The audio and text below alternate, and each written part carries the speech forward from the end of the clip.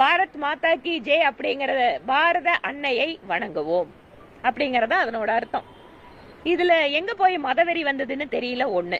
ரெண்டாவது, பாரத் மாதா கி ஜெய் அப்படின்னு நம்மளோட நாட்டோட விடுதலை போராட்டத்துல அந்த ஒற்றை கோஷத்தை வைத்து தன் மீது தடியடி தாங்கிய, தன்னுடைய உயிரை கொடுத்த லட்சக்கணக்கான தியாக வீரர்களை, விடுதலை போராட்ட வீரர்களை இந்த மாதிரி பேசுவதன் வாயிலாக கொச்சைப்படுத்த நினைக்கிறார் அறநிலைத்துறை அமைச்சர்.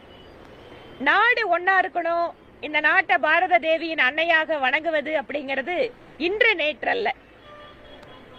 இந்த நாடு என்னைக்கு உருவாச்சோ, நாகரிகம் என்னைக்கு உருவாச்சோ, அன்னையிலிருந்து இந்த மண்ணுக்கு இருக்கக்கூடிய ஒரு சிறப்பு அப்படிங்கிறது நாட்டை தாயாக வணங்குவது.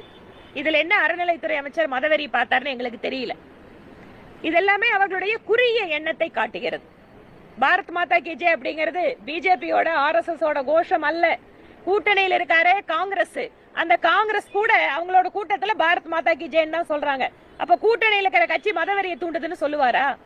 இது அவர்களுடைய குறுகிய எண்ணம், அவர்களுடைய பிரிவினைவாத அந்த எண்ணங்கள் வார்த்தையா வெளிப்படுது.